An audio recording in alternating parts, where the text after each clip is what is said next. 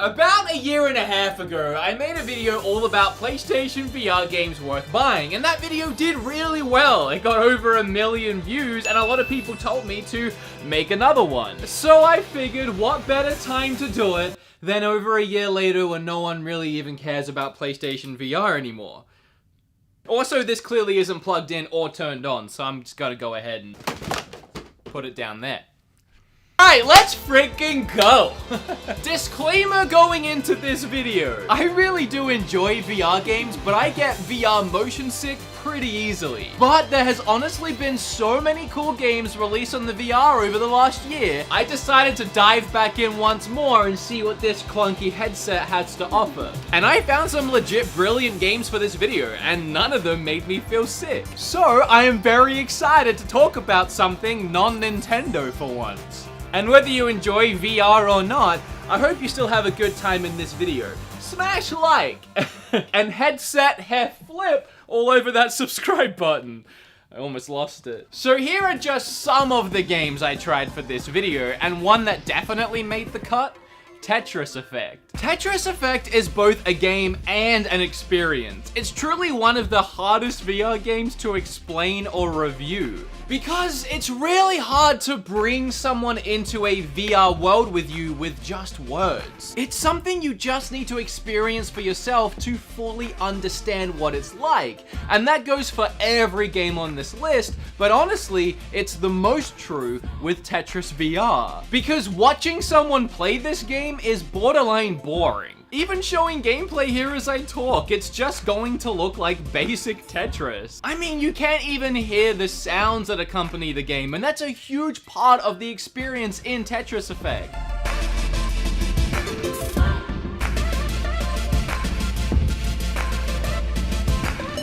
Every move you make while you play, every turn of a piece, every placement, every cleared line is accompanied by a sound or a music note that seamlessly blends in with the soundtrack of the level. Not only adding to the composition of the song, but improving on it and shaping it by how you play the game. It evokes such a strong emotional reaction, almost as if you are the conductor of this Tetris orchestra guiding the music with your playstyle. Couple that with the intense visuals around you that also morph and react to your every move, and maybe you can start to understand what I mean by this game being an experience. Tetris has seen so many variations throughout the years, and other than Tetris Effect's zone ability, allowing you to freeze time momentarily as you rack up big points by clearing lines, the actual gameplay here is as basic Tetris as Tetris gets. And yet this is by far my favorite Tetris game. It's Tetris the way it's always been, and yet at the same time, it's the best it's ever been. Although Tetris 99 is still pretty freaking great. Okay, Pixel Ripped. I don't think this one has a physical release, but it really needs to because it's one of my favorites. So I took some time off playing VR since my last video, and Pixel Ripped was the reason I got back into it. The game was just so freaking cool. It gave me the drive to seek out other cool VR games I might have missed during my time off. There is so much going on in this game, I'm not even sure where to begin. I guess to start with, it's a game within another game? Kind of. It's mind-bending either way. Pixel Ripped's first layer is an old-school retro 8-bit style game that plays super similar to NES Mega Man's. Actually, this part is a crazy good game on its own right, borrowing the rings mechanic from Sonic. But then we find out that this 8-bit game world is in trouble, and they need the help of the player to fix it. The player, however, it isn't you, at least not yet. The next layer of Pixel Ripped is the real-life player. She is playing a Game Boy clone console of sorts in class. And what game is she playing? Pixel Ripped, the 8-bit Mega Man game we were introduced to earlier. And now you play as her, playing Pixel Ripped. You following along? In this first real-life level, you need to avoid being caught by the teacher. Using a spit tube, you can distract her by spitting wads of paper at different objects in the room. Each object you hit will do something different, but equally crazy within the classroom, and you need to finish the level in Pixel Ripped without being caught. And this creates so much mayhem as you frantically whip your head around looking for new ways to distract the teacher as you try to beat the already pretty challenging Mega Man clone in your hands.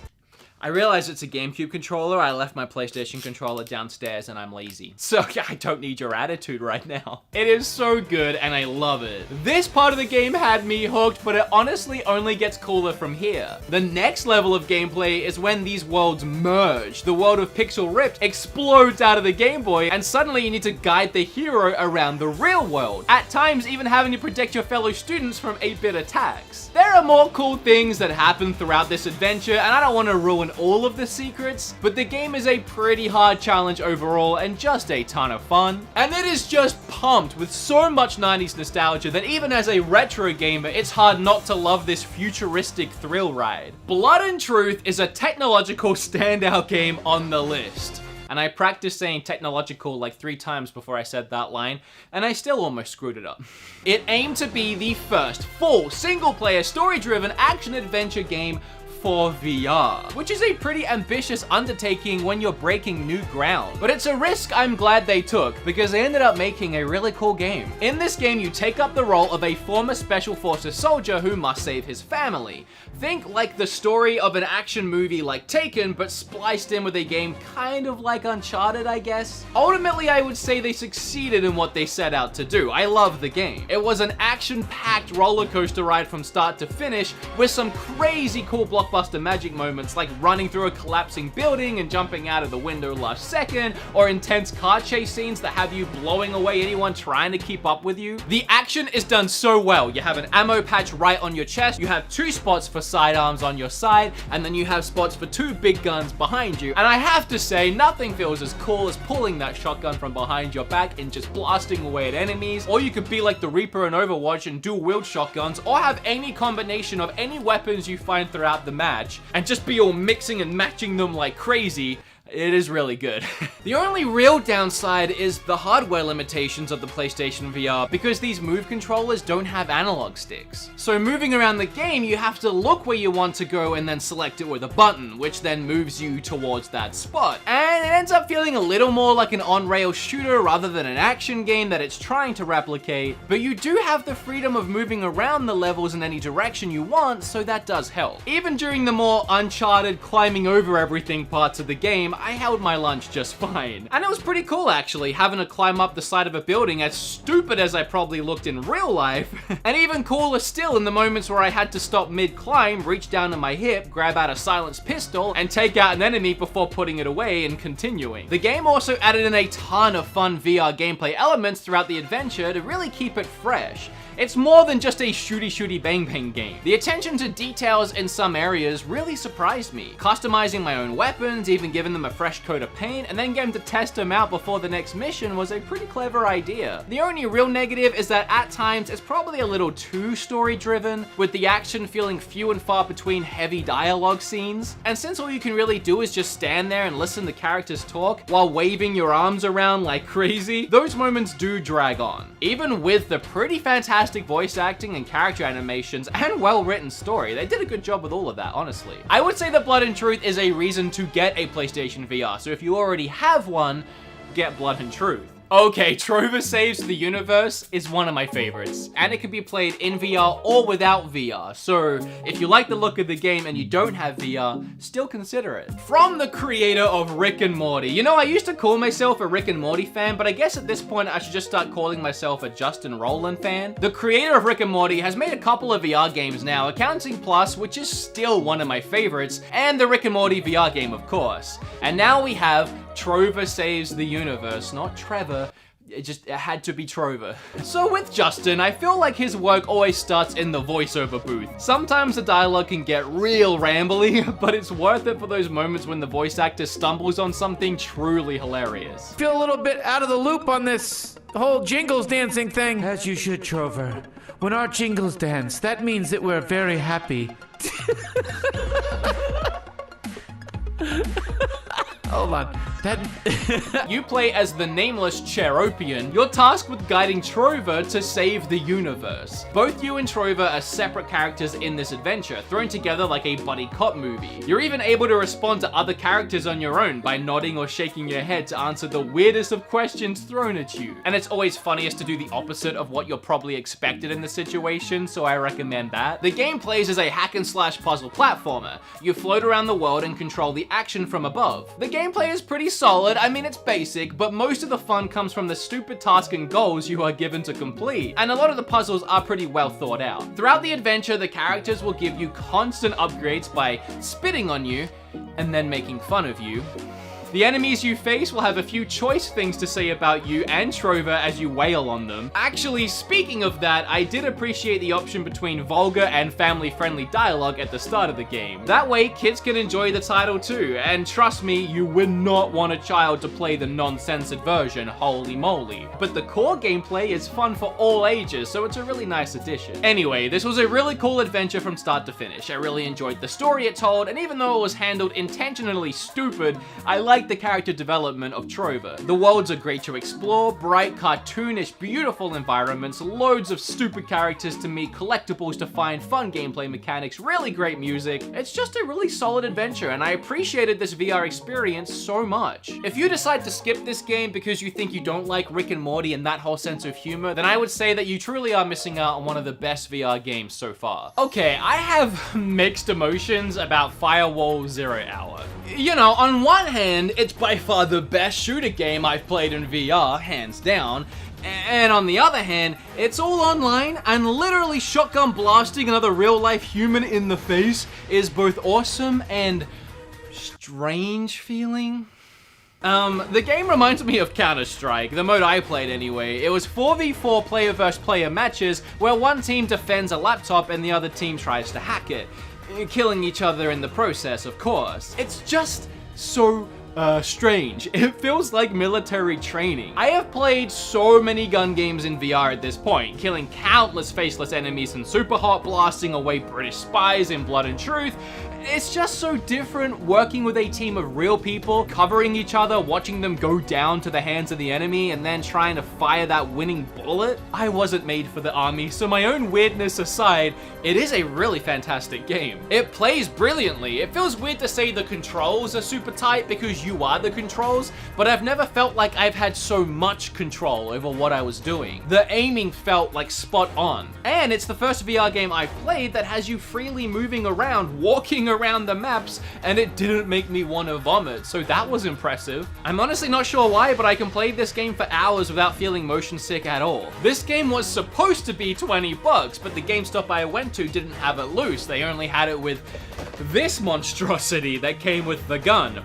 I felt like the gun was going to be a gimmick that I didn't need, but I also didn't need to drive around to a bunch of other GameStops trying to find the game loose, so thank you Patreons, I decided to splurge, and I'm really, really glad I did. For starters, you know how I was complaining earlier about the move sticks not having analog? Yeah, that's not an issue with this thing. I got an analog here and here. And every gun in this game is wielded with two hands anyway, built with this thing in mind. And no matter what gun you're holding in the game, your brain morphs this thing into that gun. This thing makes Firewall 10 times better, and I highly recommend it if you're gonna try out the game. Firewall Zero Hour is for sure the best online VR game I've played. It honestly feels like legit military training, and that is really cool in a weird way. I mean, my redneck friends here in Texas love this game, so take that how you will. There really isn't much to say about Skyrim VR. It is, in my opinion, an extremely impressive leap forward in VR gaming. Yes, we are talking about a game that's been out for like a decade now and ported to everything from Switches to toasters, but VR has such limitations right now, and Skyrim VR is just one of those games that manages to break that limitation. Most VR games either end up having an extremely simple concept, rinse and repeat it over and over to make up the entire experience, or they end up feeling more like a mini tech demo for what could have been a really cool fleshed out game. But Skyrim VR?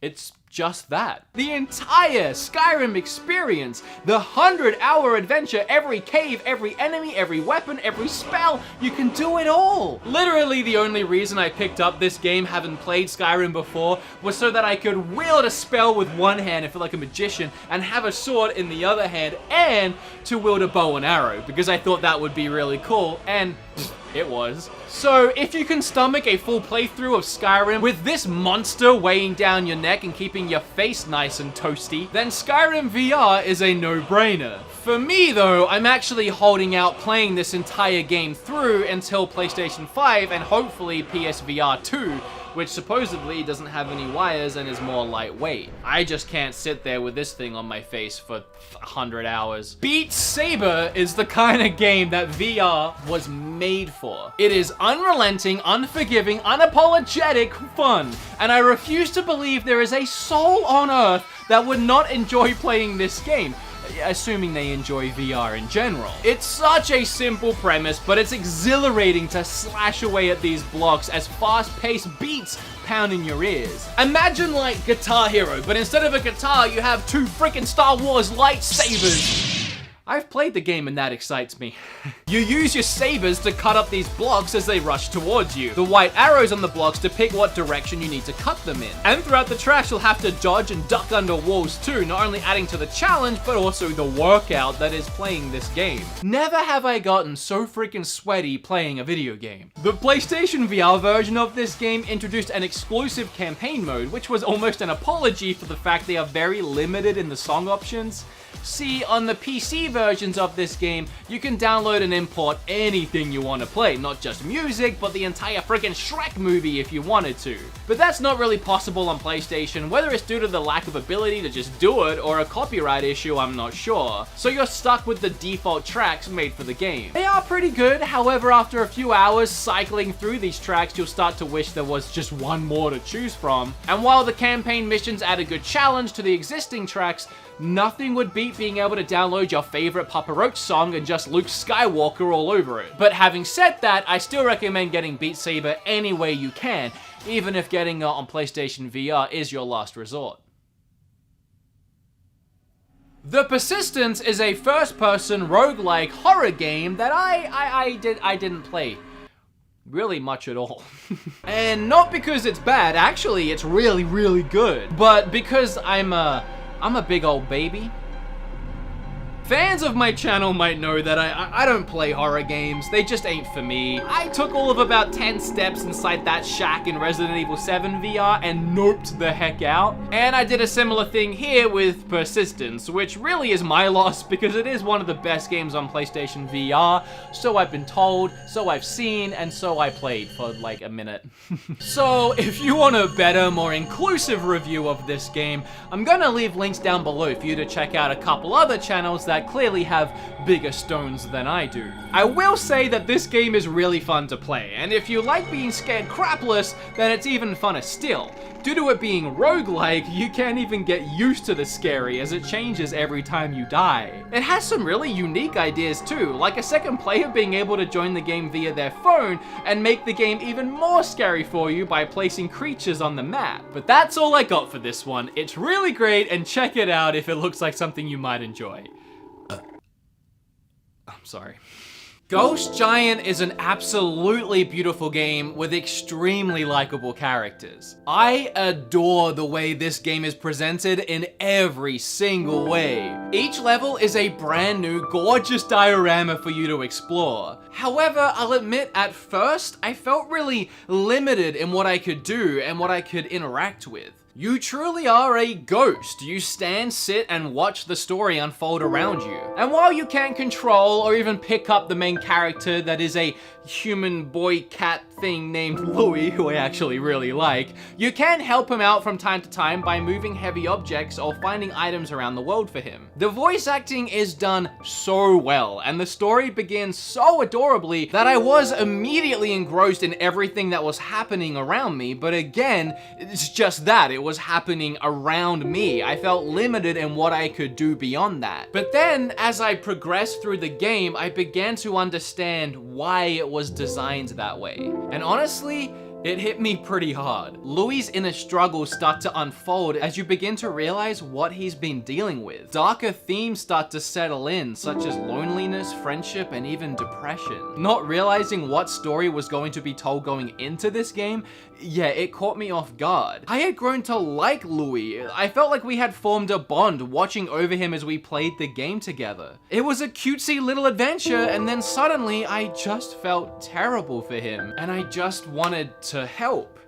And I couldn't. And if you've ever experienced depression, or you know anyone that's been through it, you might start to understand what I meant by feeling kinda just helpless in this game. I guess what I'm saying is, gameplay-wise, there isn't a lot going on here. It's more like a point-and-click VR game with some light puzzle solving. The VR experience here is more about exploring this beautifully crafted world that does have a ton of secrets hidden within it if you look hard enough, and mostly, it's just got quite the story to tell you. The game's only a few hours long, but it's also only 25 bucks. So if it sounds interesting to you, check this one out. Oh, you have to play Astro Bot, everyone kept telling me. It's the best Nintendo game that wasn't made by Nintendo, everyone kept telling me. Okay, I mean, I'm sure it's good. I'll try it, but it ain't gonna be no Nintendo. As a self-proclaimed hardcore Nintendo fan, I really found it hard to believe. Nintendo has a certain charm, a way of making every single element of their games just